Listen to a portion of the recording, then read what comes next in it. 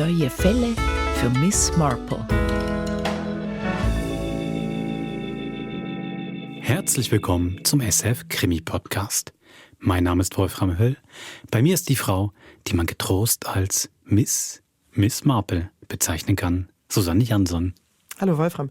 Ich nehme das gar nicht so ungern an, weil ich mich ja doch mit Miss Marple, nicht Miss Marple jetzt wirklich viel beschäftigt habe und sie lieb gewonnen habe. Aber versprich mir, wenn ich anfange, hier vor dir zu stricken oder so ein Häkeldeckchen auf dem Kopf trage, dann sag mir Bescheid, weil dann habe ich offensichtlich einen Miss verloren.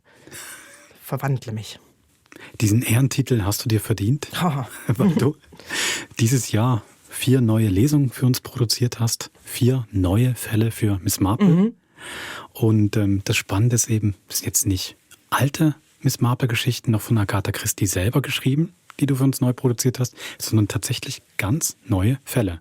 Wie geht das? Die Erben mit dem Urenkel im Vorsitz haben 12 Autorinnen beauftragt, im Stile Agatha Christies neue Geschichten zu schreiben, aber quasi mit der klassischen Miss Marple. Geht jetzt nicht um eine totale Loslösung oder eine Persiflage, sondern eigentlich für das, was die Leute kennen und wahrscheinlich lieben, wenn sie Miss Marple-Fans sind, um großen Wiedererkennungswert. Und das ist eigentlich auch das, was ich hoffe. Ich hatte so ein Erlebnis mit Sherlock Holmes, als ich da so die ersten Pastiches gelesen habe, oder auch so gute wie von Anthony Horowitz, und das Wiedertreffen mit einer altbekannten Figur, das ist schon wahnsinnig befriedigend. Gerade die erste Geschichte heißt Das Böse in kleinen Ortschaften. Mhm. Da geht es wirklich recht traditionell zu und her, oder? Deswegen steht es ja auch am Anfang.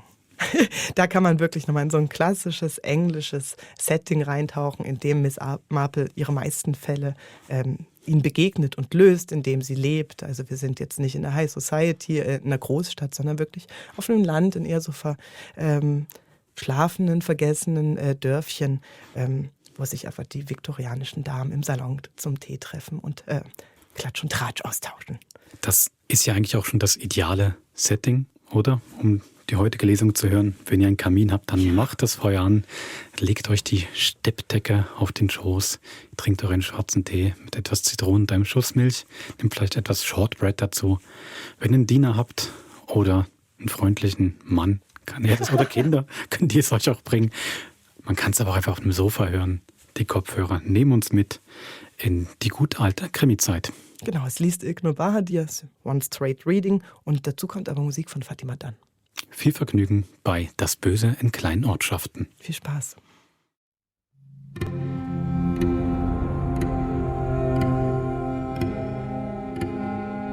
Das Böse in kleinen Ortschaften von Lucy Foley.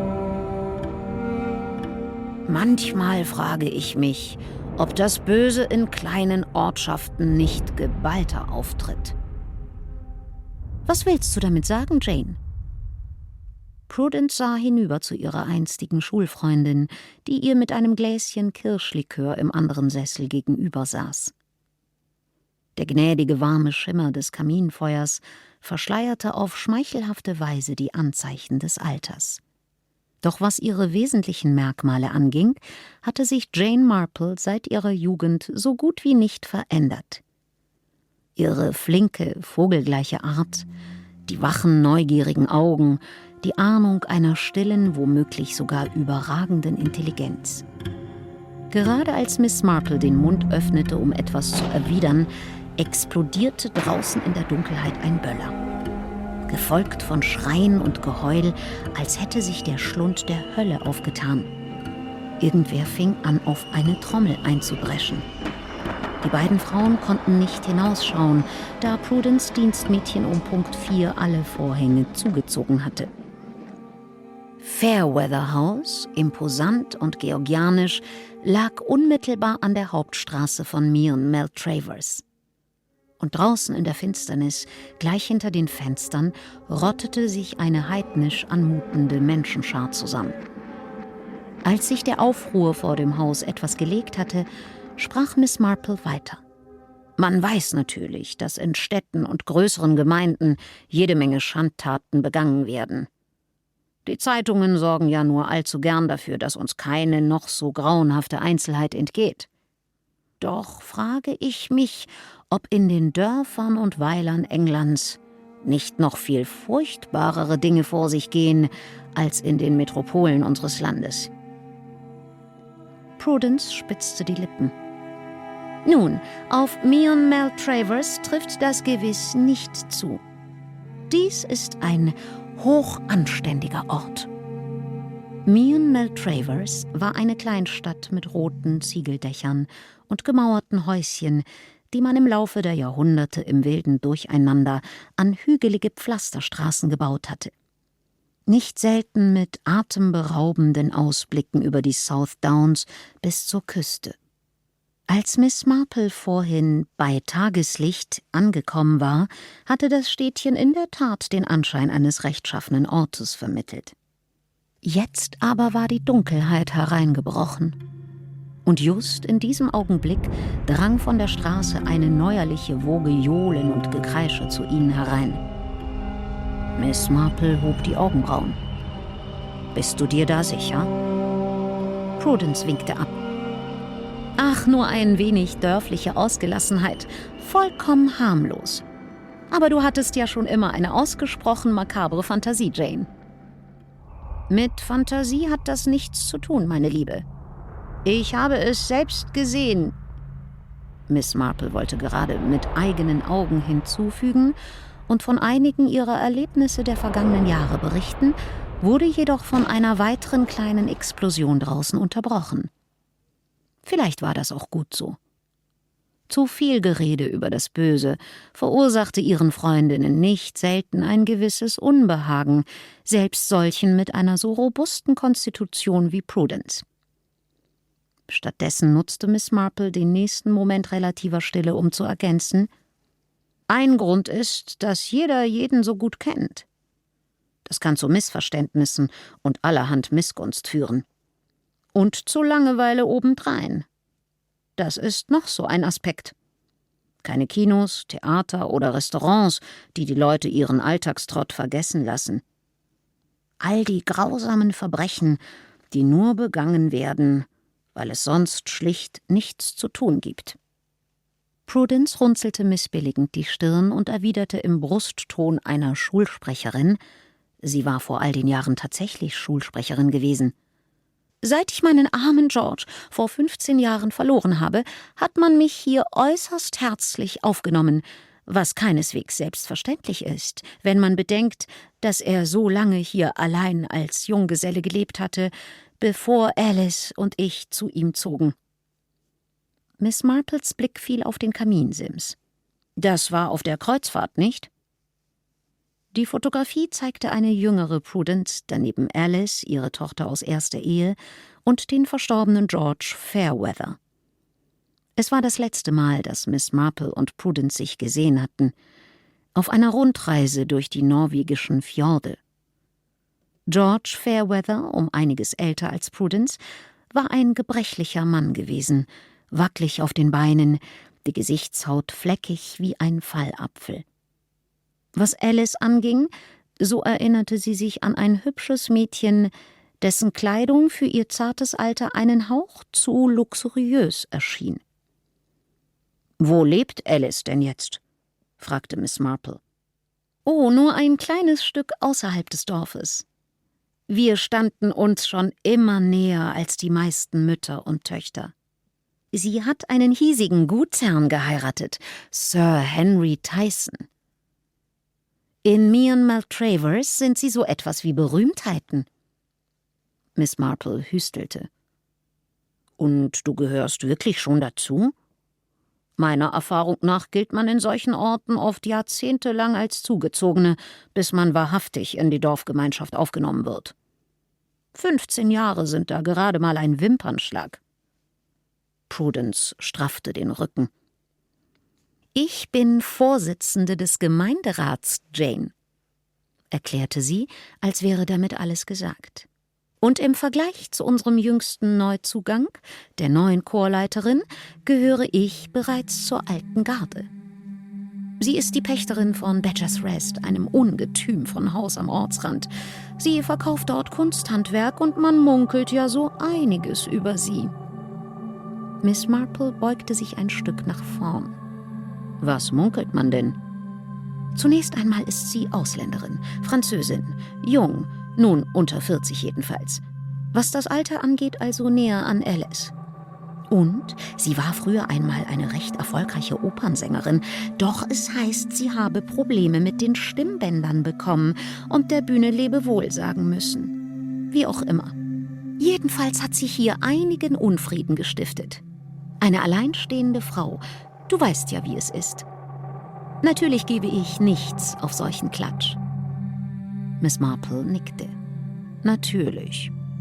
Doch Christopher Palfrey, unser Dorfdichter und ein sehr begabter Tenor dazu, hat seinen jüngst erschienenen Gedichtband der Zauberin des Liedes gewidmet. Du kannst dir vorstellen, wie das bei seiner Frau Annabelle angekommen ist, die so gar nichts von einer Zauberin an sich hat. Sie ist so eine Art Sozialistin, weißt du, macht ständig Ärger, hat selbst an den vernünftigsten Vorschlägen im Gemeinderat noch etwas auszusetzen, was ich ausgesprochen lästig finde. Jedenfalls muss sie sich über das Büchlein derart grün und blau geärgert haben, dass man sie seit Wochen nicht hat lächeln sehen, wenngleich auch das nicht völlig untypisch für sie ist.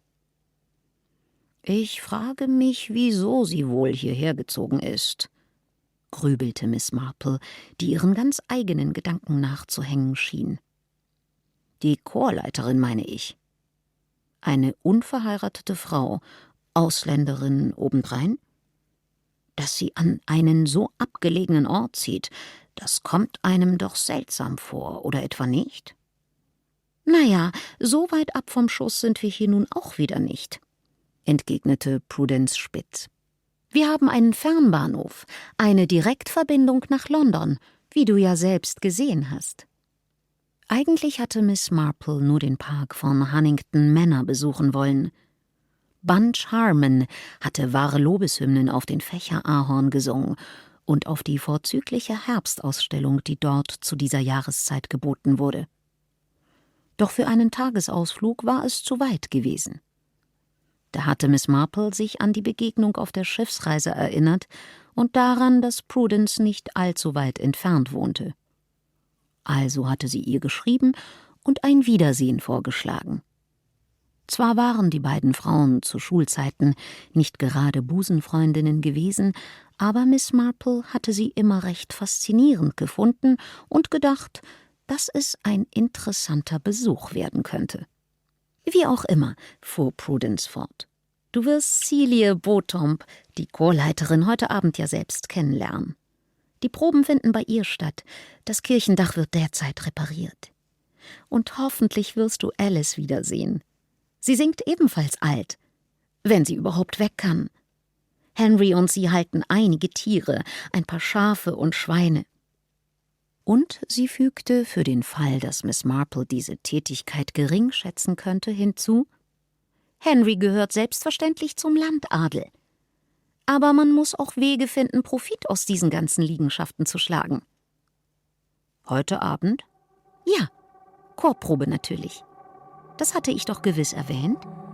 Wir haben vor der Adventszeit noch so viel einzustudieren, und die steht ja förmlich vor der Tür.« So hatte Miss Marple sich den Abend mitnichten vorgestellt. Viel lieber hätte sie geruhsam am Kamin gesessen und etwas gestrickt. Gerade fing sie einen Pullover mit Argyle-Muster an, den sie ihrem Neffen Raymond zu Weihnachten schenken wollte. »Außerdem, wenn ich mich recht erinnere, singst du doch einen so herrlichen Sopran, Jane«, meinte Prudence. »Glocken rein.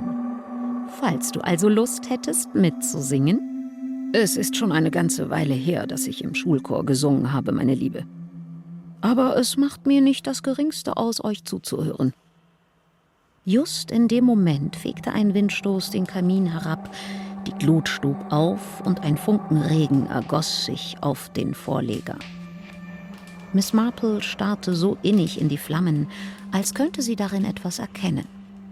Prudence folgte ihrem Blick. »Es ist viel zu weit heruntergebrannt. Ich werde sofort nach dem Dienstmädchen läuten.« »Nein, nein«, winkte Miss Marple ab. Mir ist warm genug. Doch da hatte Prudence sich schon nach der Klingel umgewandt und geläutet. Wenige Sekunden später erschien das Hausmädchen.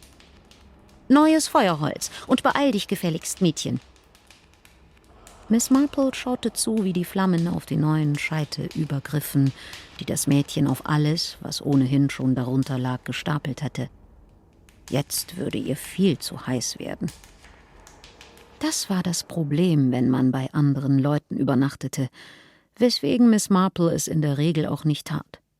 Nichts war so, wie man es selbst am liebsten hatte. »Das Mädchen ist ein ziemlicher Tölpel«, seufzte Prudence, als die Bedienstete gegangen war. »Es ist heutzutage ja so schwer, gutes Personal zu bekommen.« »Ich erinnere mich noch daran, wie du bei unserem letzten Treffen dasselbe gesagt hast, Prudence.« »Ganz bestimmt.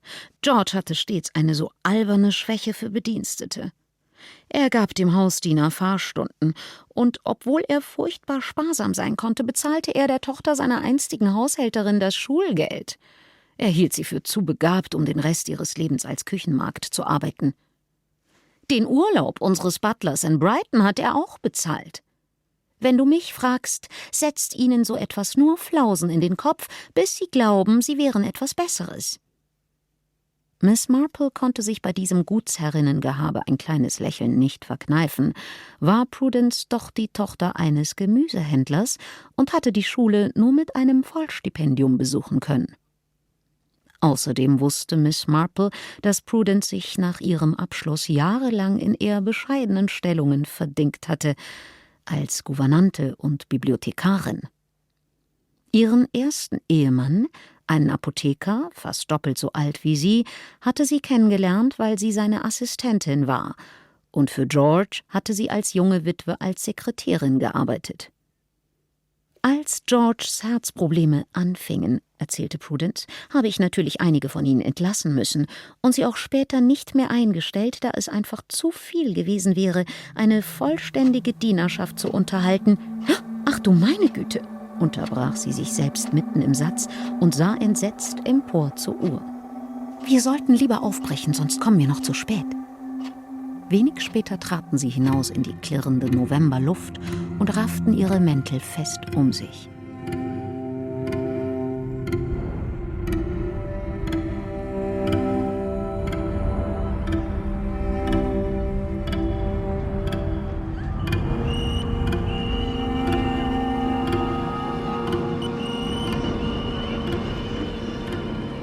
Hier draußen stießen sie auf eine Prozession maskierter Gestalten, die an der Vordertür des Hauses vorbeimarschierten.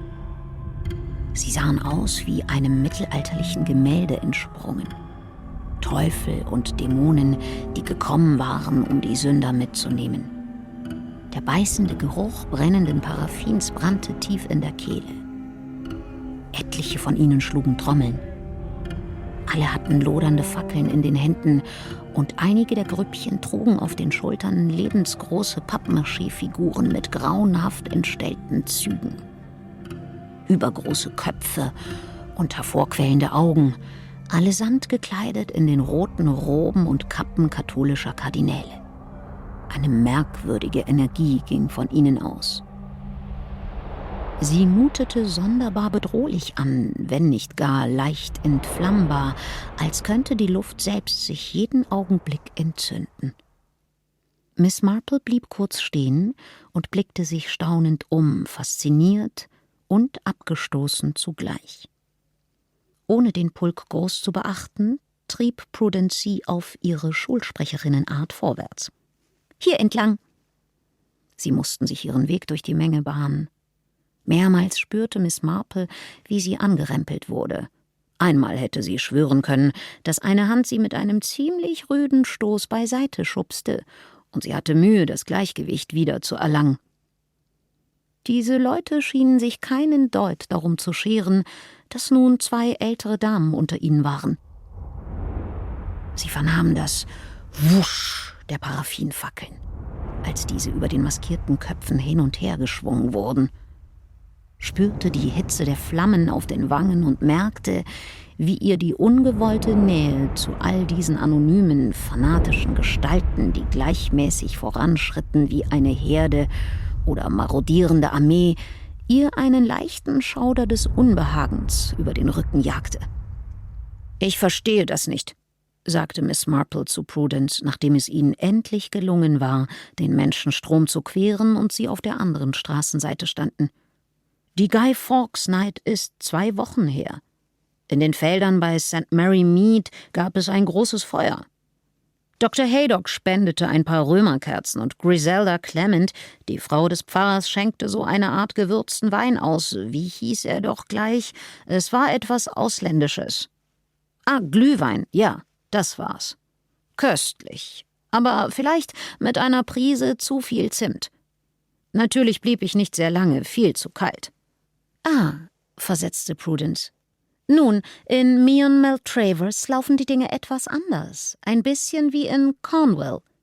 Mit den heutigen Feierlichkeiten gedenkt man nicht der Hinrichtung einer Bande katholischer Rebellen, sondern des Feuertods von 17 protestantischen Märtyrern am Dorfkreuz. Deshalb verbrennen sie auch die Kardinäle, diese Puppen, du weißt schon.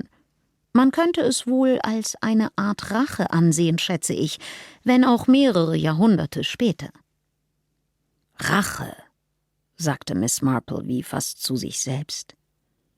»Rache und das Begleichen offener Rechnungen. Noch so etwas, das in kleinen, abgelegenen Ortschaften äußerst verbreitet ist.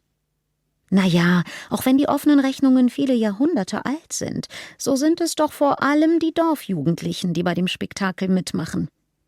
Und wenn ich eines sagen kann, dann Folgendes«, erklärte Prudence, wobei sie ihren Blick verächtlich über die Menge schweifen ließ. »Mit Religion hat all das hier sehr wenig zu tun. Ja, es erscheint mir sogar durchaus passend, dass wir heute Abend zur Chorprobe gehen. Inmitten dieses heidnischen Treibens werden wir ein Bollwerk christlicher Rechtschaffenheit sein.« Sie stiefelten die Hauptstraße entlang, fort von den Massen und dem Lärm, bis sie am Ortsrand angekommen waren. »Hier entlang«, dirigierte Prudence Miss Marple. »Wir nehmen eine Abkürzung durch den Wald, die uns auf dem schnellsten Weg zur Rückseite des Anwesens führt.« Sie zog eine kleine Taschenlampe hervor und knipste sie an. Die Straße war indes zu einem Trampelpfad geschrumpft, der sich durch ein finstres Dickicht aus Bäumen zog. Der Schein der Straßenlaternen drang kaum noch durch sie hindurch, doch der Vollmond griff mit Fingern aus Licht durch das Gewirr der Äste, und der Strahl aus Prudence Taschenlampe hüpfte federnd vor ihnen dahin. Es war erst etwa 5 Uhr nachmittags, doch es fühlte sich viel später an. Kaum zu glauben, dass nur etwa 100 Meter entfernt belebte Straßen und Geschäfte lagen, voller Lärm und Licht. Jeder ihrer Schritte war zu hören. Jedes Knacken eines Astes. Im Strauchwerk um sie herum vernahm man das verstohlene Rascheln nachtaktiver Tiere. »Wie weit noch?« wollte Miss Marple wissen, während sie behutsam über eine Baumwurzel stieg, die aus dem Weg hervorgebrochen war. »Nur noch ein paar Meter in diese Richtung. Wir nehmen den Hintereingang, das geht viel schneller. Das Gelände hat eine lange Zufahrt, doch man gelangt nur vom anderen Ende der Hauptstraße dorthin. Gleich siehst du die Lichter des Hauses. Madame Beauton lässt sie stets die ganze Nacht über brennen, was bei den örtlichen Vogelbeobachtern für Unmut gesorgt hat. Sie sind überzeugt, dass sie dadurch alle Kreischeulen verscheucht hat. Sie ist wirklich wie eine Katze im Taubenschlag.« »Oder Eulenschlag«, ergänzte Miss Marple. »Nein, Jane«, widersprach Prudence. »So geht das Sprichwort ganz gewiss nicht.« Sie verstummte jäh, als ein furchtbarer und unheimlicher Tierschrei die Luft zerriss. Sein Echo schien noch eine Ewigkeit in den Bäumen widerzuhallen. »Wie seltsam«, merkte Prudence an. »Ein paar Kreischeulen scheint es ja doch noch hier zu geben. Wo war ich stehen geblieben? Ach ja, auch die meisten Chormitglieder hat sich Celia Beauton zum Feind gemacht. Von den Palfreys habe ich dir ja schon erzählt, nicht? Dann ist da noch Colonel Woodage, der Bass singt und alle Franzosen hasst. Er hatte einen Sohn, der im Krieg beide Beine verlor, weil er versucht hat, eine Bande gallischer Deserteure zu retten, weißt du? Und natürlich ist auch Mrs. Prufrock, die den Chor seit 30 Jahren geleitet hat, nicht sehr gut auf sie zu sprechen, aus naheliegenden Gründen. Wir glauben, dass Reverend Peabody ihr völlig verfallen ist, weil er die arme Mrs. Prufrock ohne Vorwarnung ihres Amtes enthoben hat. Wenn du mich fragst, sollte sie lieber mit dem Reverend hadern, als mit ihrer Nachfolgerin. Gut möglich, doch um dem Ganzen noch die Krone aufzusetzen, hat Madame Beauton außerdem darauf bestanden, dass Mrs. Prufrock nicht mehr Sopran singt, weil sie es nicht mehr schafft, die hohen Töne zu treffen. Und dann ist da noch Gordon Kipling, der Hundeführer der örtlichen Jagd, ebenfalls ein Bass, der überzeugt ist, dass sie 3 seiner Tiere auf dem Gewissen hat. 2 Tage, nachdem sie sich über ihr Gebell beschwert hatte, er wohnt gleich dort drüben hinter diesen Bäumen, haben sie Rattengift gefressen und sind daran verendet. Und dann, plötzlich stieß Prudence einen ganz ungewöhnlichen Schrei aus. Es ging alles blitzschnell. Sie erspähten die Gestalt erst, als sie fast schon bei ihnen war, als wäre sie der Dunkelheit selbst entsprungen. Maskiert preschte sie aus der Gegenrichtung mit hohem Tempo auf die beiden zu. Prudence stand ihr mitten im Weg. Es folgte ein Moment des Innehaltens, in dem der Fremde kurz zu stutzen schien, unschlüssig, ob er um sie herumlaufen sollte oder nicht. Dann sah Miss Marple eine Hand hervorschnellen. Eine Sekunde später war Prudence schon zu Boden gestürzt. Die Taschenlampe flog ihr aus der Hand und das Licht erlosch mit einem leisen Plopp. Wenige Sekunden später war die Gestalt verschwunden. Sie waren wieder allein. »Prudence!« Miss Marple hastete zu ihrer Freundin und half ihr mit etwas Mühe auf die Beine. »Ist alles in Ordnung? Bist du verletzt?« Ich weiß nicht«, sagte Prudence mit leicht zittriger Stimme. »Nein, ich glaube nicht. Also verletzt, meine ich. Ich muss nur wieder etwas zu Atem kommen. Er hat mich umgestoßen, Jane. Hast du das gesehen?« »Ja, ich hab's gesehen. Eine fürchterliche Sache. Sollen wir zur Polizei gehen? Wir sind auf der Hauptstraße doch gerade an der Wache vorbeigekommen.« »Nein«, sagte Prudence tapfer. »Ich möchte keinen großen Wirbel machen. Es ist ja nichts gebrochen. Und er wird längst in der Menge untergetaucht sein. Sie werden ihn niemals finden. Nimm einfach meinen Arm, es ist nicht mehr weit.« Sie wirkte von dem ganzen Vorfall seltsam unbeeindruckt. Andererseits, Prudence war eben aus ziemlich hartem Holz geschnitzt. Miss Marple bückte sich, um die Taschenlampe aufzuheben. Als sie sich hinabbeugte, sah sie etwas auf dem Weg liegen. Im Dunkeln erschien es ihr wie ein winziger heller Kiesel. Sie hob ihn auf und steckte ihn in die Tasche.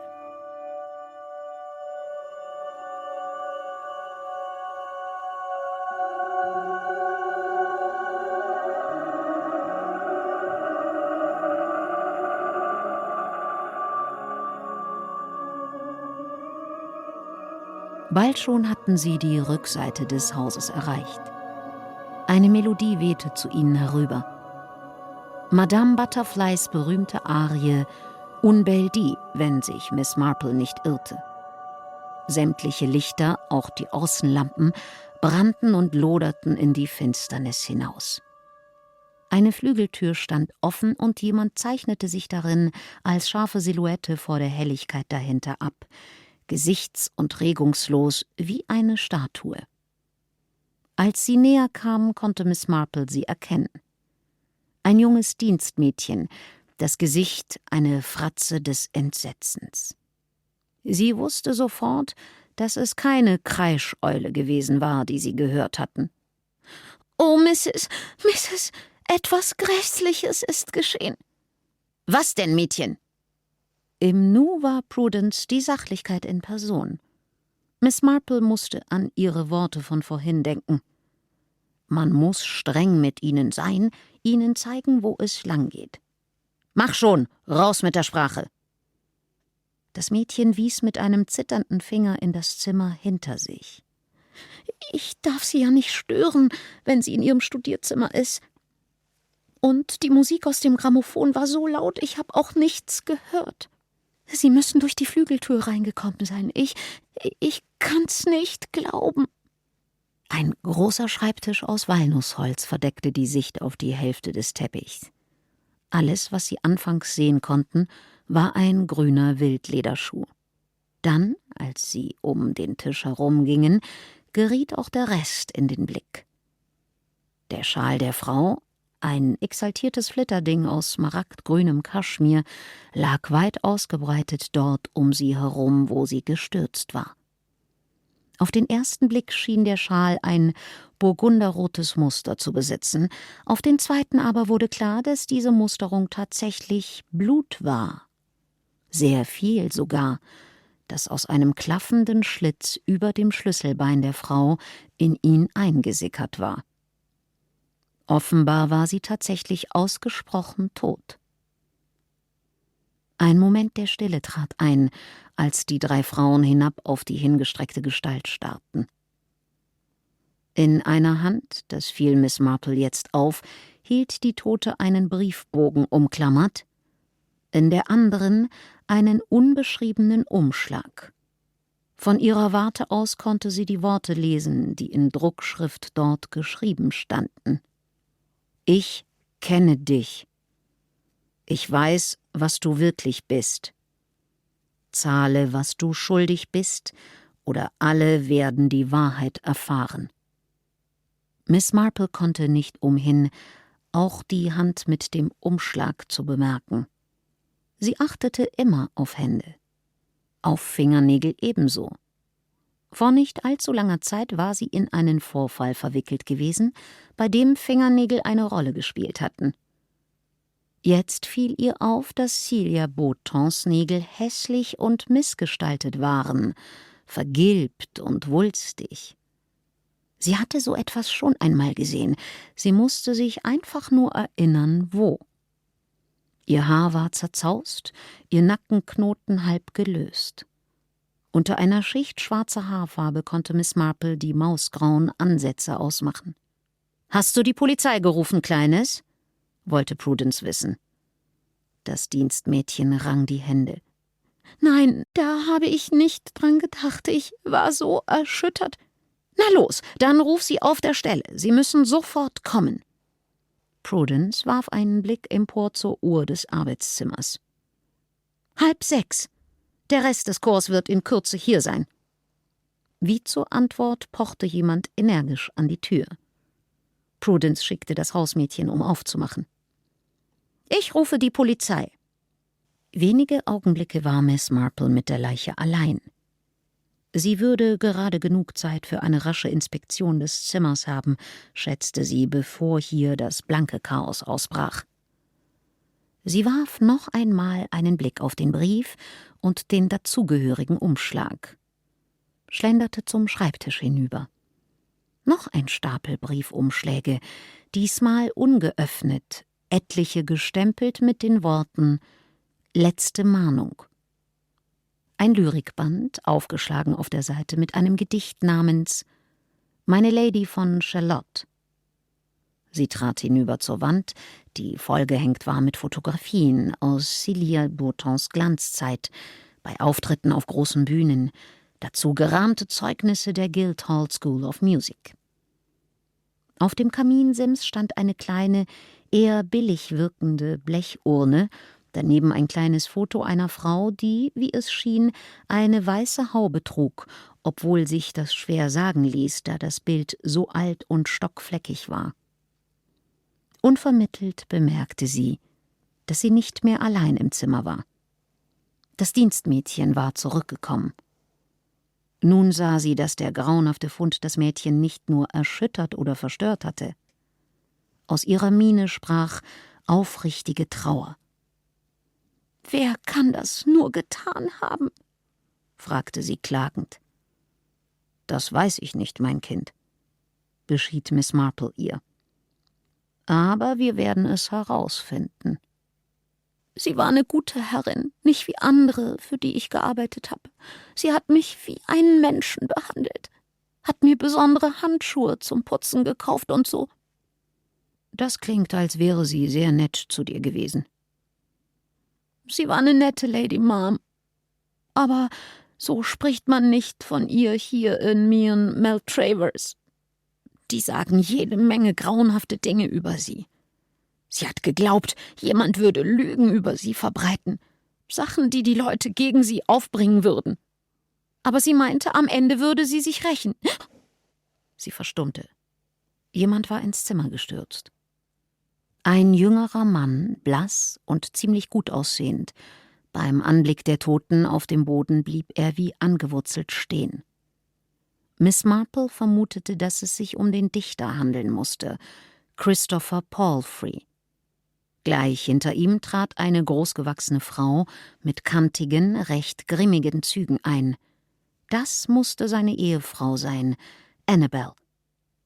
Dicht gefolgt von einem adretten grauhaarigen Herrn mit dickem Schnauzbart und militärischem Erscheinungsbild. Einer kleinen, welken Frau, gekleidet wie in einem vergangenen Jahrzehnt, und zuletzt einem rotgesichtigen, attraktiven Mann mittleren Alters in elegantem Tweedjackett, das an den Knöpfen schon ein wenig spannte. Alle spähten sie einander gegenseitig über die Schultern, wie es schien, mit schaurig sensationslüsternem Interesse. Die welke Frau, vermutlich die ehemalige Chorleiterin, stieß einen kurzen, spitzen Schrei aus.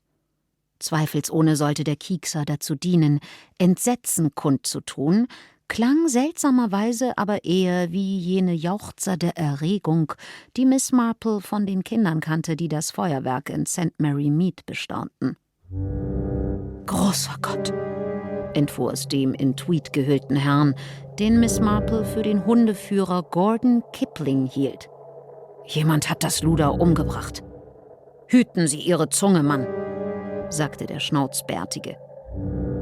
»Bitte vielmals um Verzeihung, Colonel«, entschuldigte sich Kipling rasch, von seinem eigenen Ausbruch anscheinend ebenso erstaunt wie alle anderen.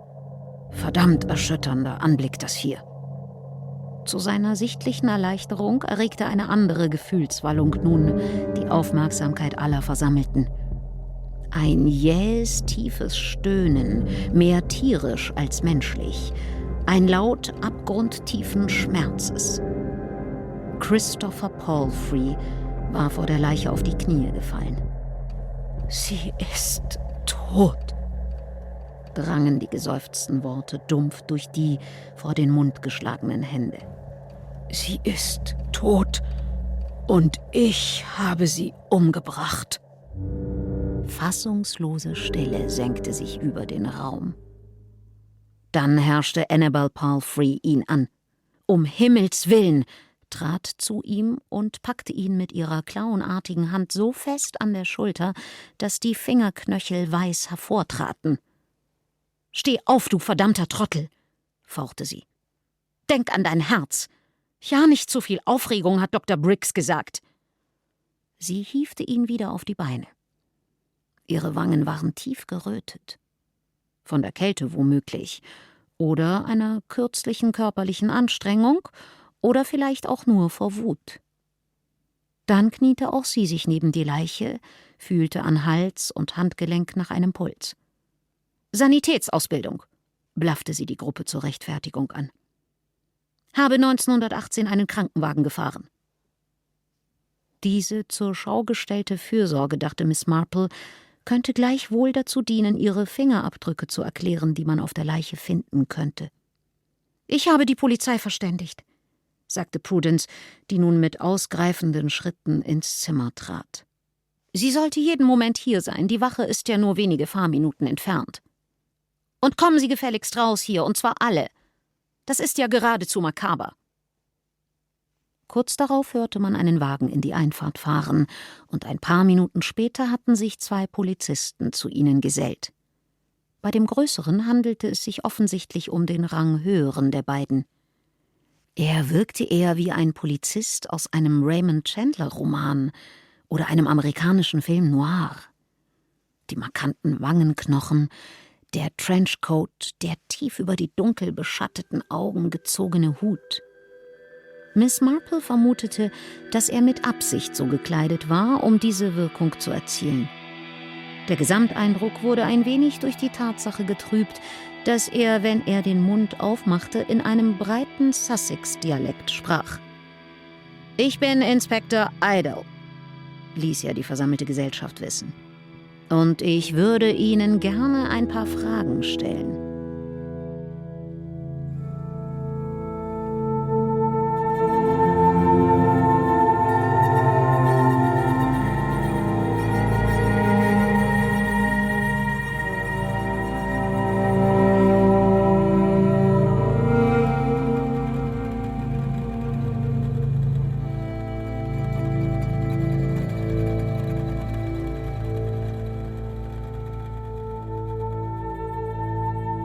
Einige Zeit später wurde Miss Marple als eine der letzten in der Gruppe, die sich der Befragung stellen mussten, von dem jüngeren der Polizisten in einen kleinen Salon geführt. Er wies auf einen Sessel gegenüber von Inspektor Idle. »Jane Marple«, bemerkte dieser. Dann hielt er plötzlich inne, womöglich, weil Miss Marple an ihm vorbei durchs Fenster auf den Wald blickte und fragte nun mit lauterer Stimme: »Können Sie mich hören, Madame?« Miss Marple zuckte zusammen, dann nahm sie ihn in den Blick. »Bestens. Vielen Dank. Ihre Freundin hat mir erzählt, Sie hätten heute Abend im Wald eine heftige Auseinandersetzung mit einem maskierten Mann gehabt. Einem Mann, der aus der entgegengesetzten Richtung kam, also vom Haus her auf dem Pfad, der zum Hintereingang führt. Entspricht das der Wahrheit?« »Das entspricht nicht ganz der Wahrheit«, erwiderte Miss Marple gut gelaunt. Verzeihung?« Miss Marple neigte leicht den Kopf, um ihm zu zeigen, dass ihm in der Tat verziehen wurde. »Nun, es war nicht am Abend. Es war erst kurz nach 5, obwohl man dies zu dieser Jahreszeit, wo es so früh dunkel wird, sehr leicht vergisst, was ich verstehe.« Inspektor Idle räusperte sich recht geräuschvoll. »Entschuldigen Sie nur so eine Redensart. Aber ist es denn nicht furchtbar wichtig, dass solche Dinge gleich von Anfang an korrekt festgehalten werden? Sie als Polizist wissen das bestimmt nur zu gut. Worte sind nur Worte, aber sie können ja so gefährlich werden, so in die Irre führen. Kurzum, ja, ich war heute Nachmittag dabei. Und wir trafen auf eine maskierte Gestalt. Meine Freundin wurde grob zu Boden gestoßen, äußerst schockierend. Fast, so ließe sich behaupten, auf eine unnötige Weise grob. Was wollen Sie damit sagen? Das weiß ich selbst nicht ganz genau. Nur, dass es besonders boshaft wirkte, eine alte Frau so zu Boden zu stoßen, wo es doch ein leichtes gewesen wäre, einfach um sie herumzulaufen. Als hätte man damit etwas verdeutlichen wollen. Um was genau es sich dabei handelt, weiß ich allerdings nicht. »Nun, Ma'am«, sagte Inspektor Idle ein wenig gönnerhaft, wie sie fand, »wir sprechen hier von jemandem, der aller Wahrscheinlichkeit nach gerade eine Frau ermordet hatte. Also ist das womöglich nicht ganz so überraschend. Bedauerlicherweise wird sich dieser jemand, wer immer es auch war, mittlerweile längst unter die Menge gemischt haben, die gerade zum Dorfkreuz marschiert. Ich glaube, wir werden wohl...« »Da bin ich mir nicht so sicher«, fiel Miss Marple ihm ins Wort. »Das ist natürlich, was man sie glauben machen will. Doch wenn wir von der Vermutung ausgehen, dass es sich bei der maskierten Gestalt tatsächlich um unseren Mörder handelt, und ich stimme Ihnen zu, dass wir diese Vermutung wagen dürfen, dann befinden sich nach allem, was Prudence mir berichtet hat, viele der Personen, die ein echtes Zerwürfnis mit dem Opfer hatten, hier im Haus. Verstehen Sie? Es wäre ein ziemlich gerissener Schachzug, sich als Festbesucher zu verkleiden. Anschließend hätte man nur Sekunden gebraucht, um sich des Kostüms zu entledigen, es im Wald zu verstecken und in gewöhnlicher Kleidung wieder zurückzukommen, bereit zur Chorprobe, als wäre nichts davon geschehen. Also, wenn Sie meine unbedeutende Meinung hören wollen, Inspektor, und Inspektor Idle schien zu begreifen, dass ihm diesbezüglich keine Wahl blieb, würde ich den Wald in der Nähe jenes Ortes absuchen, wo Prudence und ich unserem maskierten Angreifer begegnet sind, und dort etwa nach Kleidung oder anderem suchen. Inspektor Idle wandte sich an seinen Untergebenen, der, Notizbuch in der Hand, auf der Kante einer Chaiselongue hockte. Sie verständigten sich wortlos. Der Dienstjüngere nickte. »Ich werde auf der Wache in Hornington Bescheid sagen und sehen, ob die ein paar von ihren Jungs erübrigen können.« Idle wandte sich wieder an Miss Marple.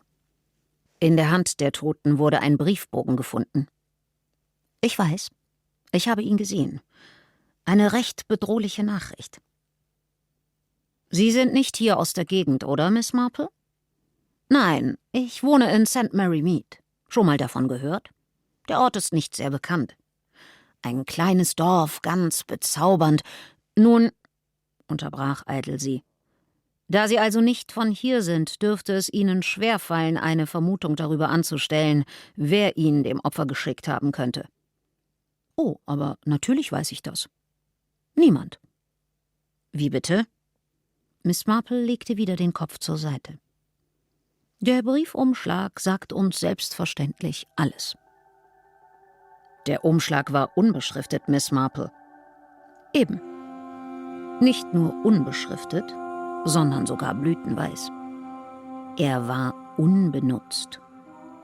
Woraus wir, wie ich glaube, folgern können, dass niemand ihn verschickt hat. Er hatte seinen Empfänger noch gar nicht erreicht. Das Opfer selbst hat den Brief geschrieben.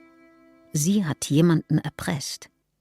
Und sie wollte ihn gerade abschicken, als sie ermordet wurde.« Es folgte ein längerer Moment des Schweigens. Miss Marple konnte hören, wie Idle schwer durch den Mund atmete. Schließlich sprach er weiter. »Da ist noch etwas.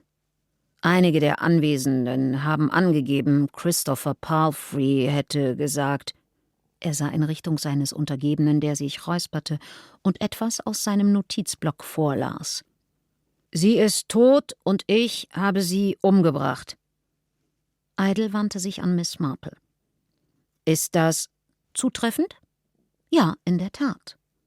Er hat diese Worte gesagt.« »Danke, Miss Marple. Aber ich glaube nicht im Entferntesten, dass es ein Geständnis war.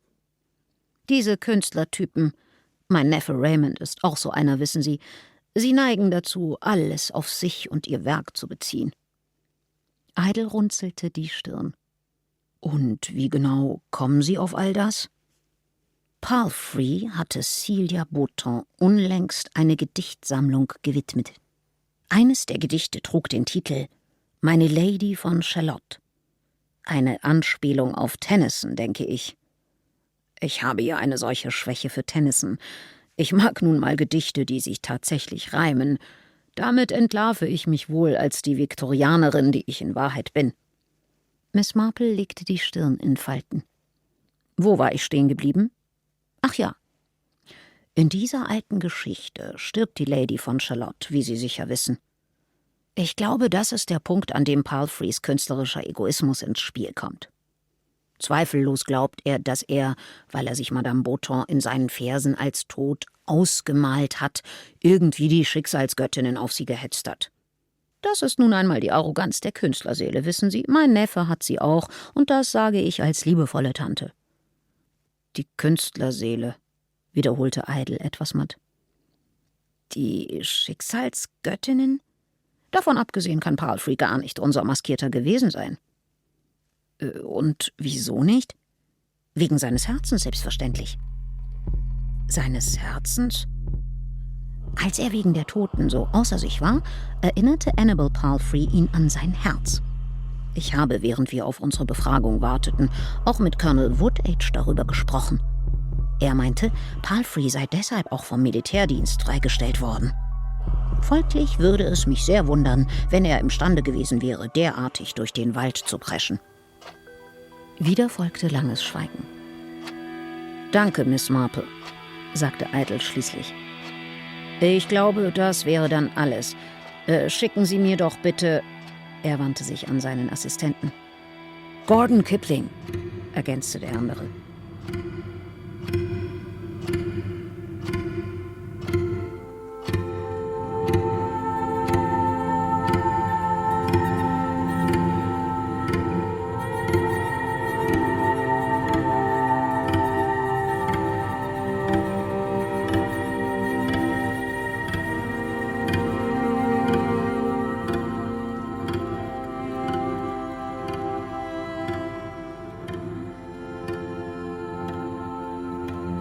Miss Marple gesellte sich zu der Gruppe im Esszimmer. Wie schon das Wohnzimmer und im Grunde alle anderen Räume des Hauses, in die Miss Marple einen Blick geworfen hatte, machte es einen unbewohnten, provisorischen Eindruck. Im Gegensatz zur üppigen Ausstattung von Fairweather House zum Beispiel, schien es für den ganzen Platz nicht genügend Möbel zu geben. Es hingen auch kaum Bilder an den Wänden, und auf den blanken Holzdielen lag kein Teppich. Rings um den Tisch saßen Prudence, die Palfreys, Mrs. Prufrock, Colonel Woodage, Gordon Kipling und das Dienstmädchen. Christopher Palfrey wirkte noch genauso gequält wie in dem Moment, als er mit dem Anblick im Studierzimmer konfrontiert war. Kreidebleich und leicht zitternd hockte er schief und zusammengesackt da. Seine Frau, die kerzengerade neben ihm saß, schien ihn zu stützen und zu verhindern, dass er vom Stuhl kippte und zu Boden glitt. Miss Marple setzte sich auf den Platz neben Prudence, und da niemand zu reden schien, nahm sie ihr Strickzeug heraus. »Ich habe die Frau nicht gemocht«, sagte der Colonel unvermittelt in die Stille hinein. »Ich bin der Erste, der es ausspricht. Lege meine Karten auf den Tisch. Und zwar nicht, wie Sie jetzt alle glauben werden, weil sie Französin war. Nein, ich glaube sogar, dass sie ebenso Französin war, wie ich Franzose bin. An ihrem Akzent war irgendetwas faul. Waren ein paar dubiose Vokale drin. Nein, ich mochte sie nicht, weil sie etwas Windiges an sich hatte. Etwas Falsches.« Miss Marple bemerkte, wie Mrs. Prufrock, die ehemalige Chorleiterin, dies mit einem leichten Nicken quittierte. Sie musste an die Worte auf dem Briefbogen denken. »Ich weiß, was du wirklich bist.« Doch wenn ihr Bauchgefühl sie nicht trug, was es niemals tat, dann hatte Celia Botton jemand anderen einer Täuschung bezichtigt. Colonel Woodage fuhr fort. »Ich mag es nicht, wenn Menschen sich verstellen. Ich habe der Frau nicht getraut, doch den Tod habe ich ihr nicht gewünscht.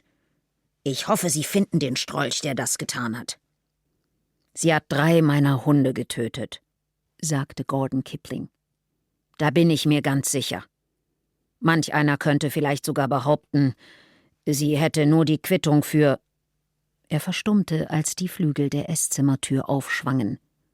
Im Türrahmen stand der jüngere der beiden Polizisten.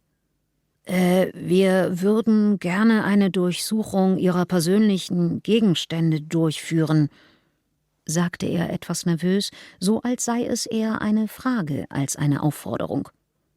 »Wenn Sie sich damit einverstanden erklären. Sie müssen nicht zustimmen, aber Ihre Weigerung wird bei den Ermittlungen berücksichtigt werden.« Miss Marple beugte sich zu Prudence hinüber. »Das bedeutet, Sie haben das Kostüm gefunden, glaube ich. Im Wald. Nicht aber die Mordwaffe.« »Wie meinst du das, Jane?« »Oh, ich glaube, dass unser Mörder und unser Angreifer hier ist. Und ich denke, Idle weiß es auch.« Der Reihe nach wurden sie wieder ins Wohnzimmer gerufen. Miss Marple reichte den Polizisten ihre Handtasche und wartete, bis diese deren Inhalt durchgesehen hatten. Sie wusste, dass sich darin wenig mehr als ihr Strickzeug, ihre Brieftasche und etwas Riechsalz befand. Als Spätviktorianerin hatte sie dies stets bei sich. Schließlich wusste man nie, wann es sich einmal als nützlich erweisen würde. Doch sie empfand es tatsächlich als recht erniedrigend, wenn nicht gar verletzend, mit ansehen zu müssen, wie diese Männer ihre persönlichen Gegenstände befingerten. Anschließend wartete sie draußen, während auch Prudence die Prozedur über sich ergehen lassen musste. Dann durften sie endlich gehen. Doch als sie gerade aus der Haustür traten, vernahm sie ein seltsam gellendes Geräusch, halb Schrei, halb Heulen. »Fassen Sie mich nicht an! Wie können Sie es wagen? Lasst mich los, ihr Idioten! Was für eine Unverschämtheit!« »Das ist Annabel Palfrey«, meinte Prudence und machte auf der Schwelle Halt. Miss Marple neigte den Kopf. »Ja, ich nehme an, Sie haben das Messer in der Handtasche gefunden und nehmen Sie gerade fest.« Prudence drehte sich zu ihr um. »Jane, könnte Palfrey etwa das gemeint haben, als er sagte, er habe sie getötet? War ihm vielleicht klar geworden, dass seine Frau von der Affäre erfahren und seine Geliebte ermordet hatte?« Miss Marple wollte gerade etwas erwidern, als das Licht zweier Autoscheinwerfer sie erfasste. Ein Wagen näherte sich schnell, drosselte das Tempo und hielt an. Prudence Tochter Alice blickte durch die Scheibe zu ihnen heraus. So hübsch, wie Miss Marple sie in Erinnerung hatte. Das Inbild einer Gutsbesitzergattin mit Seidenschal, Perlen und schickem Tweedkostüm im Landhausstil. Prudence und Miss Marple traten vor, um sie zu begrüßen. »Habe ich die Probe verpasst?« wollte sie wissen. »Es tut mir so leid, dass ich zu spät bin. Unsere Parserkatze hat sich an der Pfote verletzt.« Aus einem weidengeflochtenen Katzenkorb auf dem Rücksitz drang ein klägliches Maunzen. Ihr Blick fiel auf die geparkten Polizeiautos, mittlerweile mehrere, und ihre Augen weiteten sich. »Was um Himmels Willen ist hier los?« »Madame Beauton ist tot aufgefunden worden«, berichtete ihr Prudence. »Tot? Eine furchtbare Sache«, sagte Prudence ernst. »Und die Polizei?« fragte Alice. »Haben Sie schon eine Vermutung, wer es gewesen sein könnte?« »Es scheint, als hätten Sie gerade Annabel Palfrey festgenommen. Jane ist überzeugt, dass Sie das Messer in ihrer Handtasche gefunden haben.« In dem Moment wurde die Genannte aus dem Haus geführt, die Hände mit Handschellen auf den Rücken gefesselt und flankiert von 2 Polizeibeamten. Sie ging erstaunlich würdevoll und aufrecht, selbst noch als einer der Beamten ihr die Hand auf den Kopf legte, um sie auf den Rücksitz des Wagens zu bugsieren. Schweigend sahen die 3 Frauen zu.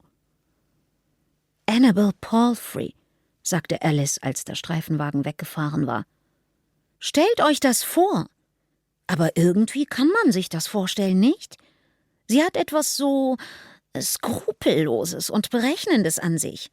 Etwas eher Männliches.« Dann forderte sie die beiden auf. »Steigt ein, ich fahre euch zurück nach Fairweather House.« »Nein, danke«, entgegnete Miss Marple. »Ich würde gern zu Fuß gehen, um wieder einen klaren Kopf zu bekommen.« »Aber es ist so kalt, und außerdem könnte immer noch ein Mörder frei herumlaufen.« Alice blickte erst ihre Mutter fragend an, dann wieder auf Miss Marple. »Wenn Jane läuft, dann werde ich sie begleiten«, erklärte Prudence. »Ich kann sehr wohl allein gehen«, versicherte ihr Miss Marple. Prudence schüttelte den Kopf. »Ich fürchte, ich muss darauf bestehen.« Alice fuhr mit dem Wagen davon, und die beiden Frauen machten sich auf den langen Weg zurück, diesmal jedoch entlang der Hauptstraße. Da sie auf der anderen Strecke schließlich einem Mörder begegnet waren, wollten sie die Abkürzung durch den finsteren Wald diesmal nicht riskieren. Miss Marple hielt einige Male an, um die Bäume auf beiden Seiten des Weges zu studieren, während Prudence etwas ungeduldig dastand und auf sie wartete. Als sie in Fairweather House angekommen waren, nahmen sie ein leichtes Abendessen zu sich und gingen früh zu Bett. Doch Miss Marple schlief nicht. Stattdessen dachte sie die nächsten Stunden über das Geschehene nach, bis der matte Schein der Morgendämmerung die Vorhänge erhellte. Dann ließ sie sich zur Stärkung eine Kanne Tee aufs Zimmer bringen. »Würden Sie diesen Brief bitte Inspektor Idle von der Polizei bringen?« bat sie das Dienstmädchen, dasselbe das tags zuvor neues Holz in den Kamin gelegt hatte. »Sagen Sie ihm, es sei dringend.«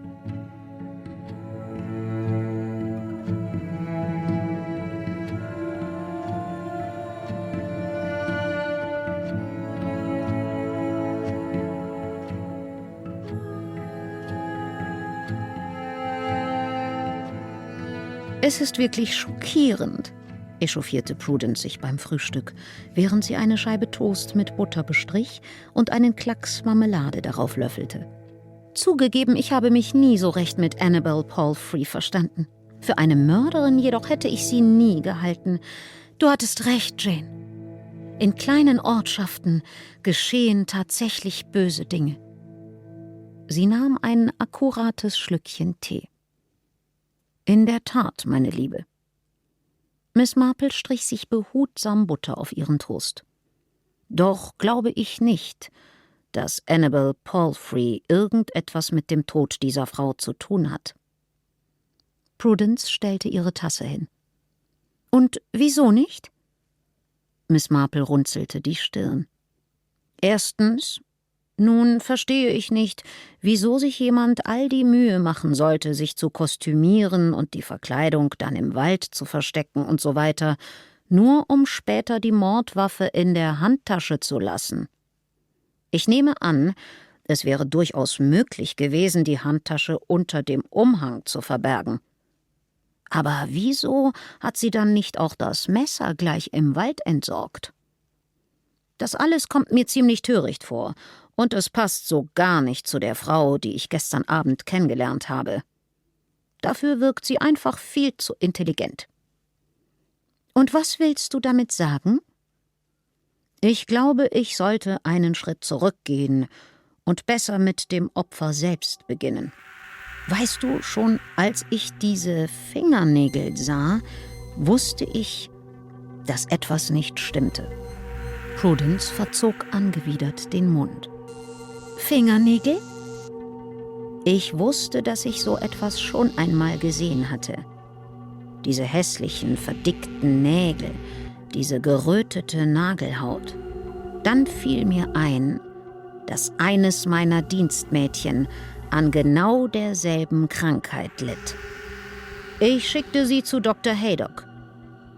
Es war Paronychie, eine sehr verbreitete Erkrankung unter Hausbediensteten, die ihre Finger oft in heiße Seifenlauge tauchen müssen. Unbehandelt kann sie chronisch werden, kann Jahre andauern. Unter berühmten Sopranistinnen, so würde ich glauben, ist sie dagegen weit weniger verbreitet. Was aber, wenn Celia Beauton ein anderes Leben geführt hatte, bevor sie Sängerin wurde? Was, wenn sie sich einst sogar als Hausangestellte verdingt hatte und ein großzügiger Wohltäter ihr die Studiengebühren bezahlt hatte? Zudem war da noch der Umstand, dass Celia Beauton die Guildhall School of Music and Drama in London besucht hatte. Das allein kam mir seltsam vor.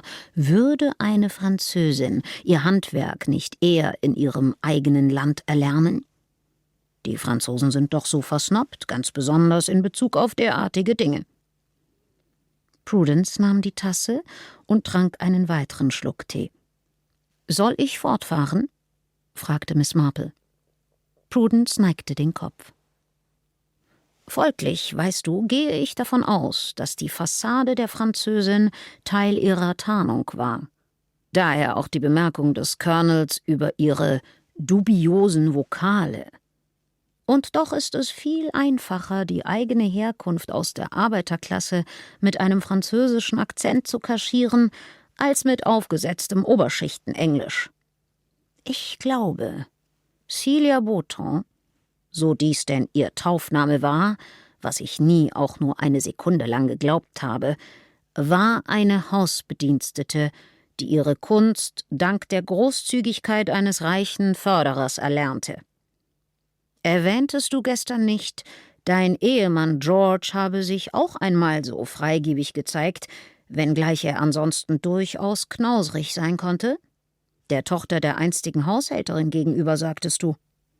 Und von Meon Maltravers aus, mit seiner schnellen Zugverbindung Richtung London, wäre es für ein Mädchen sicher doch recht einfach, in seiner Freizeit dorthin zu fahren. Prudence stellte ihren Tee wieder ab, wobei die Untertasse ein leises Klirren von sich gab. Was genau möchtest du damit sagen, Jane? Was ich damit sagen will, ist, dass ich glaube, Celia Beauton war ein Geist aus der Vergangenheit. Aus deiner Vergangenheit Prudence, um genau zu sein. Jemand, von dem du hofftest, dass er verschwunden war, insbesondere nach dem Tod ihrer Mutter. Doch als die Probleme mit den Stimmbändern ihrer Karriere ein vorzeitiges Ende bereiteten, war sie zurückgekehrt in der Hoffnung, dir durch Erpressung ihren Lebensunterhalt abzunötigen. Dieser Brief in ihrer Hand? Etwas ganz Ähnliches habe ich gestern im Kaminfeuer gesehen. Und du schienst plötzlich so erpicht darauf, neues Feuerholz auflegen zu lassen, um zu verbergen, was ich, wie du hofftest, in den Flammen nicht bereits erspäht hatte. »Das ist absurd«, empörte sich Prudence in ihrer schrillsten Schulsprecherinnenstimme. »Wieso sollte mich denn jemand erpressen?« »Oh«, versetzte Miss Marple, »weil du deinen zweiten Ehemann und ihren ehemaligen Dienstherrn umgebracht hast, nehme ich an.« Prudence riss vor Entrüstung den Mund auf, Miss Marple aber fuhr unbeirrt fort. »Als ich das Foto von euch dreien sah, fiel mir wieder ein, wie gebrechlich George gewirkt hatte. Die fleckige, fast schon blutunterlaufene Haut, die Verdauungsbeschwerden und schließlich das Herzversagen, alles Anzeichen einer chronischen Arsenvergiftung. Aber wie? Kennst du noch diese gefärbten Blumen, die man sich früher an den Hut gesteckt hat? Ich weiß noch, wie ich den Hutmacher in Much Benham einmal gefragt habe, wieso es dieses hübsche grüne Blattwerk nicht mehr gab. Scheeles Grün, so nannte man die Farbe. Er erzählte mir von den armen Mädchen in den Fabriken, die die Dinger färbten und immer kranker wurden. Das Zeug hat sie langsam vergiftet. Die Flecken auf der Haut, die Magenbeschwerden, die Herzprobleme. Genau wie bei George. Eine ehemalige Apothekerfrau. Du wusstest ganz genau, wie man das anstellen musste. Und du meintest ja, dass du die Dienerschaft entlassen hast, als George krank wurde. Um dir die Führung des Haushalts zu erleichtern, sagtest du. Oder aber um potenzielle Zeugen loszuwerden. Das ist lächerlich. Und willst du etwa auch noch behaupten, ich hätte etwas mit Celia Botons Tod zu tun? Du warst doch bei mir, als wir den Schrei gehört haben, als das arme Ding umgebracht wurde. Du hast gesehen, wie der Mörder mich zu Boden gestoßen hat. Miss Marple nickte. In der Tat. Und ein Messer wäre nicht dein Stil, Prudence. Gift passt viel besser zu dir. Und wie clever von dir, jeglichen Verdacht von dir abzulenken. Dass du vom Mörder angegriffen wurdest, so schien jegliche Verbindung, die man zwischen dir und ihm hätte ziehen können, völlig ausgeschlossen. Doch diente dieser Angriff, so glaube ich, auch dazu, um die Übergabe der Mordwaffe zu bewerkstelligen. Du wolltest sie Annabel Palfrey unterschieben. Du meintest doch, sie hätte dir im Gemeinderat widersprochen. Oh, Prudence, ich weiß noch, wie du in der Schule warst. Auch damals mochtest du keinen Widerspruch. Dadurch konntest du 2 Fliegen mit einer Klappe schlagen, sozusagen. Ich glaube, als diese maskierte Gestalt dich umgestoßen hat, da hat sie dir in Wahrheit nur das Messer übergeben, dessen du dich dann entledigt hast, als du im Esszimmer neben Annabel Palfrey gesessen und auf die Befragung gewartet hast. Was war es denn für eins? Etwas Hübsches Kleines. Ich nehme an, ihr eigener Brieföffner. Das ist blanker Unsinn. Aber Miss Marple war nun die Skrupellosigkeit in Person. Und jetzt komme ich zu deinem Komplizen. Was hattest du noch mal über deine Tochter gesagt? Wir standen uns schon immer näher als die meisten Mütter und Töchter. Alice ist groß gewachsen. Ihre Statur passt gut zu der maskierten Gestalt, die uns im Wald begegnet ist und die du in deiner Beschreibung für die Polizei ausdrücklich als Mann bezeichnet hast. Sie würde auch eine gute Mörderin abgeben. Die Frau eines Schweinebauern, ob Gutsherr oder nicht, dürfte wissen, wie man eine Kehle aufschlitzt. Alice ist erst mit dem Auto gekommen, als alles längst vorbei war. Gewiss, sie ist mit dem Auto gekommen. Aber ich habe mir den Wald auf beiden Seiten der Auffahrt genau angesehen. Viele dunkle Einbuchtungen, wo sie sich, nachdem sie das Kostüm abgelegt hatte und zu Fuß durch den Wald zur Zufahrtsstraße gerannt war, im geparkten Wagen hätte verstecken können, mit ausgeschalteten Scheinwerfern und vor den Blicken verborgen. Es bestand ein Risiko, die Polizei, die das Kostüm gefunden hatte, hätte sie zufällig entdecken können. Aber sie parkte weit genug entfernt, und die Verkleidung war derart schlecht versteckt, dass es nicht dazu gekommen ist. Und anschließend konnte sie die Zufahrt hinauffahren und uns die Geschichte mit der Katze auftischen, wohl wissend, dass man sie nicht genauer überprüfen würde. Miss Marple hatte jetzt alles gesagt. Stille senkte sich über den Raum. Eine Stille so tief, dass sie Form und Gewicht anzunehmen schien. Dann stand Prudence von ihrem Stuhl auf. In der Hand das Messer, mit dem sie sich eben noch die Butter auf den Toast gestrichen hatte. Miss Marple saß ganz still da. Sie waren allein im Zimmer. Und Prudence beschäftigte nur so wenig Personal. Jetzt ging Prudence, das Messer fest umklammert, um den Tisch herum. Ein Messer mochte nicht die Waffe ihrer Wahl sein, doch beschlich Miss Marple langsam der Verdacht, dass sie unter Zugzwang nicht ganz so wählerisch sein würde. Als Miss Marple aufstand und einen Schritt nach hinten machte, dämmerte ihr allmählich, dass sie womöglich etwas ausgesprochen Törichtes getan hatte. Es läutete an der Tür. Dann der Singsang eines breiten Sussex-Dialekts im Flur. Prudence erstarrte. Miss Marple ließ die Luft entweichen, von der sie gar nicht wusste, dass sie angehalten hatte. Das Dienstmädchen öffnete die Tür zum Frühstücksraum und führte ihn herein. »Guten Morgen, Mrs. Fairweather.« Idle zog den Hut und brachte das vor Brillcream starrende Haar eines Film-Noir-Helden zum Vorschein.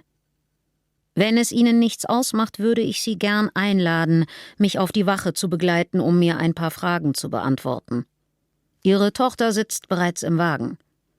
Und wenn Sie das bitte weglegen würden.« Dabei wies er mit einer lässigen Handbewegung auf das Messer. Prudence straffte den Rücken. »Sie haben absolut keine Beweise«, sagte sie. Jetzt ergriff Miss Marple das Wort. »Das Opfer selbst ist der Beweis. Ich habe keine Ahnung, wie ihr richtiger Name lautete, obwohl ich sicher bin, dass sie nicht Celia Beauton hieß. Aber Beauton bedeutet auf Französisch gutes Wetter. Ein Hinweis auf ihre Herkunft und auf das Gebäude hier. Fairweather House.« »Alles wilde, haltlose Spekulationen«, fauchte Prudence.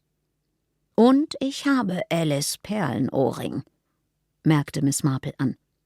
»Ich habe ihn dort gefunden, wo sie ihn gestern Abend im Wald verloren hat, nachdem sie dich angegriffen hatte.« »Den könntest du überall gefunden haben«, sagte Prudence.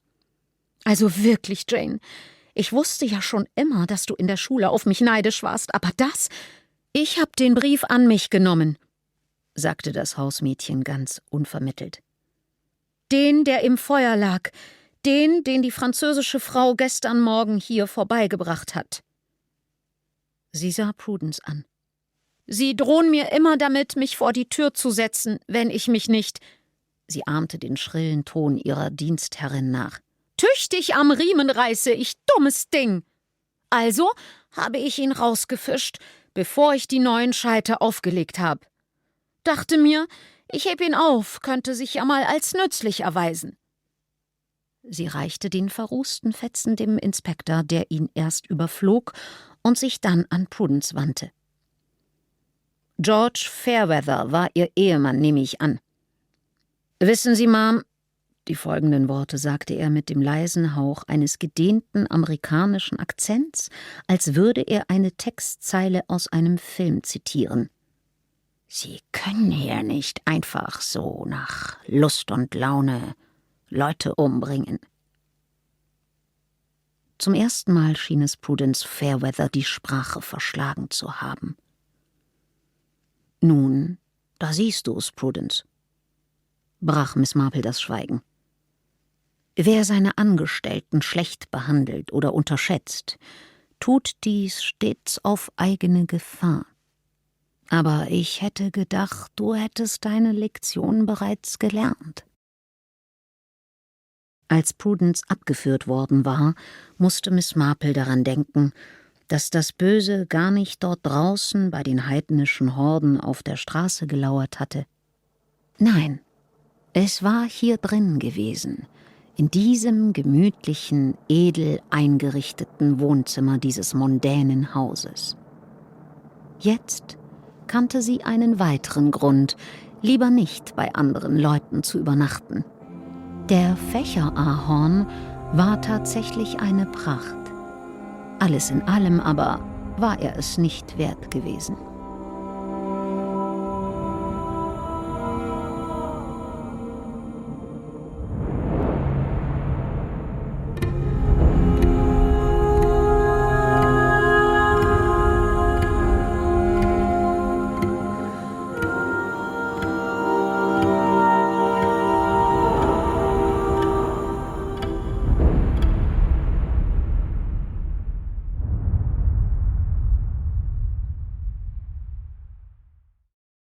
Wolfram, 2 Fragen. Du als alter Krimi-Fan, ab wann hast du denn gewusst, wie der Fall ausgeht? Du kannst mir gleich, brauchst vielleicht ein bisschen mehr Zeit, um mir das zu beantworten. Aber die erste Frage, warum ist denn Inspektor Idle, warum tritt er auf wie so eine Figur aus dem Film Noir? Hast du dir das irgendwie zurechtlegen können? Also mich hat es lange irritiert. So kurz vor Schluss dachte ich dann, aha, vielleicht geht es halt darum, jemandem nachzueifern, etwas nachzumachen.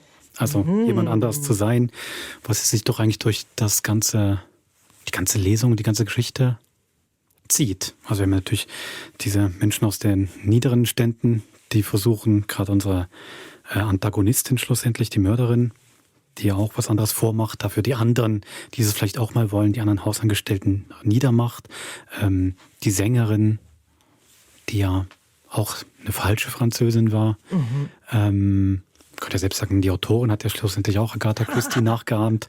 So dieses Fake it till you make it, wie man auf Englisch sagt. Also man macht so lange, imitiert man etwas, bis man es dann doch kann, durch Nachahmen. Sehr schöner Verweis oder schöne Parallele. Ich hätte gedacht, es ist eigentlich nur wie eine ganz zarte Anspielung auf die Zeit. Also wenn man von Film Noir spricht und wenn es so Kinohelden gibt, an denen man sich orientieren kann. Dass das eigentlich parallel war quasi. Ja, genau. Aber deine Erklärung ist schön. Hast du, ja. Natürlich darfst du nicht Ja sagen eigentlich, ne? Aber hast du schon früh geahnt, als es uns Miss Marple erzählt, wie es zur Auflösung kommt? Nein. Ich war jetzt tatsächlich überrascht. Für mich haben die Ablenkungsmanöver gut funktioniert. Ich war dann ich habe rumsteht an dem Poeten, an dem Dichter, der so groß gemacht wird, und seine Frau. Ich habe nicht gedacht, dass es wirklich die Frau ist. Wir haben ja, klar, man erwartet noch die Wendung, die Pointe. Es ist mir schon klar, dass es nicht sie sein kann. Doch gedacht, ob er es selber ist, aber das kam für mich tatsächlich überraschend. Ich habe es, glaube ich, erst geahnt in dem Moment, wo Miss Marple den Brief an die Bedienstete gibt. Sie soll den bitte sehr schnell zur Polizei bringen. Da dachte ich, okay, mit dem schnell und dem dringend. Es muss in unmittelbarer Nähe eine Gefahr sein. Aber ich konnte selbst da noch nicht ganz genau sagen, warum und wie. Ja. Bitte. Darf ich was dazu sagen? Ja. Nein, also was mir wirklich bei der Lesung nochmal aufgefallen ist, an dem Text, was ich extrem gelungen finde, es ist ja sehr komprimiert, wenn es keinen ganzen Roman gehört, sondern eben eine gute Stunde, sehr vielleicht ein paar Dutzend Seiten. Ich finde, es wird sehr ökonomisch, werden einem Motive hingelegt, immer wieder, und keins zu viel und keins zu wenig. Und am Schluss geht es tatsächlich gut auf. Also es kommt für mich nicht aus dem Nichts. Die Erklärung zum Beispiel, dass man das Feuer unbedingt nochmal anmachen muss. Dieses Feuer war so ein großes Thema tatsächlich am Anfang. Ich konnte mich noch erinnern, man muss das Feuer nochmal entfachen, schlussendlich um den Brief zu verbrennen. Aber auch dann auch sehr gut, dass die Bedienstete das dann eben nicht gemacht hat, wenn man schon gemerkt hat, die ganze Zeit, ja, die wurde auch schlecht behandelt. Und da gibt es für mich so ganz viele Sachen auch wie bei der Begegnung im Wald, dass die maskierte Person kurz zögert, wen sie jetzt anrempeln soll und wie. Was sehr irritierend ist, aber genau schön beobachtet, und deswegen hat es für mich auch später gut funktioniert. Ja, das war kein Zufall und wie das dann alles aufgelöst wird. Ja. Also kann ich wieder Auflösung sehr zugute halten. Das kam für mich überhaupt nicht aus dem Nichts. Wir haben doch manchmal so Team Wolfram, Team Susanne. Ich mache jetzt mal Team Susanne auf, nämlich die am Ende, wenn alles aufgedröselt wird und genau diese Verweise auf das runtergebrannte Kaminfeuer, auf das Glitzern am Waldboden, all das Botomp heißt ja eigentlich Fairweather, am Schluss nachher eingestehen muss Team Susanne eingestehen, ja, ich habe das alles gehört, aber ich hätte das niemals alleine kombinieren können. Und da bin ich schon mal ein bisschen sauer, weil eigentlich hätte ich bin doch als Hörerin im Mittelpunkt, als Krimi-Löserin, es hätte mir ein bisschen mehr deutlicher angespielt werden müssen. Weil ich bin bei Miss Marple-Geschichten wirklich meistens bis zum Ende total ahnungslos. Ich sammle wirklich wie ein Huhn auch diese Hinweise, aber ich weiß manchmal gar nicht, welche ich sammeln kann und welche nicht. Und sie hat ja zum Beispiel ganz oft, kommt jetzt hier nicht so vor, aber sie hat halt ganz oft Erfahrungsschatz, zum Beispiel aus dem Bereich der Botanik, den ich gar nicht haben kann. Also klar steht das ausgeschrieben da, diese Pflanze hier, aber dann weiß ich nicht, dass die schon giftig ist oder so, während Botaniker das dann wahrscheinlich wissen. Also Team Susanne hört wirklich aufmerksam zu, wie so ein Hund, auf die, aber kann es trotzdem nicht alleine am Schluss lösen. Aber das ist doch eigentlich eine gute Sache, oder? Es ist natürlich, die Autorin hat in dem Fall ihr Ziel erreicht. Mich auch bei der Stange gehalten.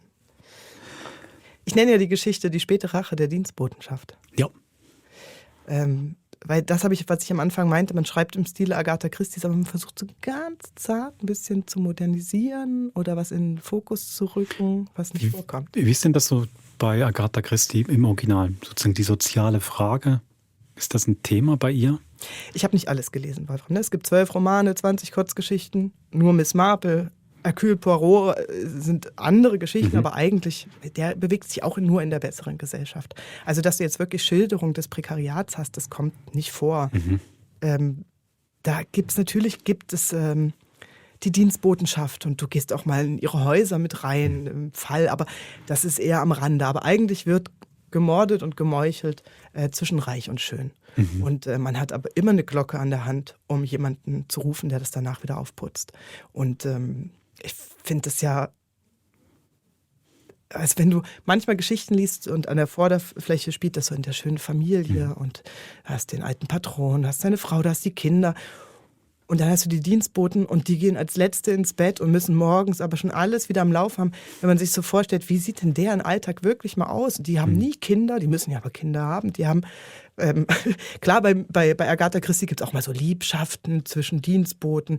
Aber eigentlich sind sie meistens damit beschäftigt, über ihre Dienstmädchen zu schimpfen oder welche zu suchen. Also es gibt immer einen großen Mangel an Arbeitskräften. Und deswegen finde ich das schön, dass die Lucy Foley das hier so umgekehrt hat und mal ein ehemaliges Dienstmädchen nicht nur hat aufsteigen, also die Klasse zu wechseln, sondern auch mit dem Motiv der Erpressung, klar ist sie jetzt am Schluss auch wieder das Opfer, aber überhaupt mal als so eine handelnde Person aufzutreten. Also doppelt handelt die Mörderin ja auch, eigentlich auch jemand, die einen sozialen Aufstieg hinter sich hat, eine Art. Ja, aber das ist so ein, Also ich möchte es nicht als Opfer bezeichnen, aber eben, das sind ja sowohl Opfer als auch Täterin. Aber bei der Prudence, gemacht. ja, aber die ist ja vorher schon Sekretärin und die Frau eines Apothekers, das ist trotzdem immer noch mal ein bisschen was anderes als die Hände im Laugenwasser. Genau. Ja.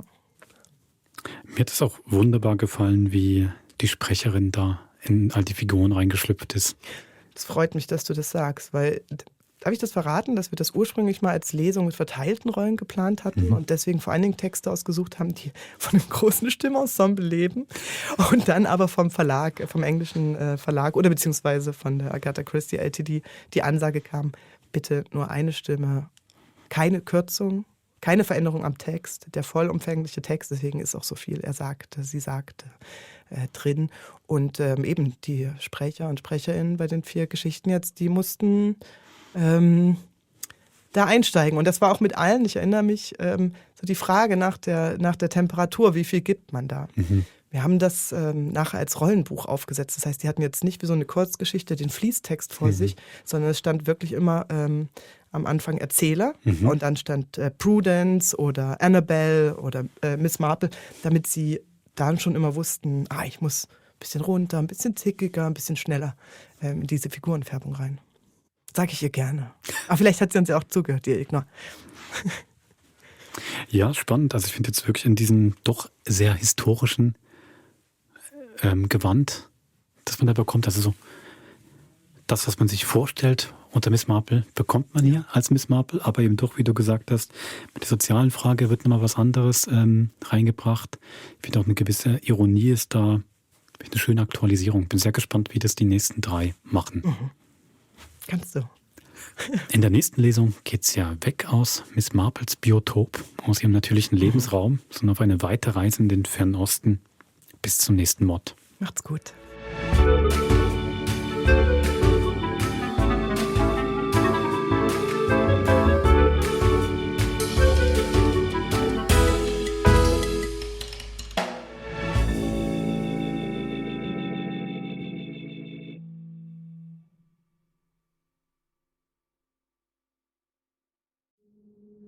Das war ein Podcast von SRF, produziert im Auftrag der SRG.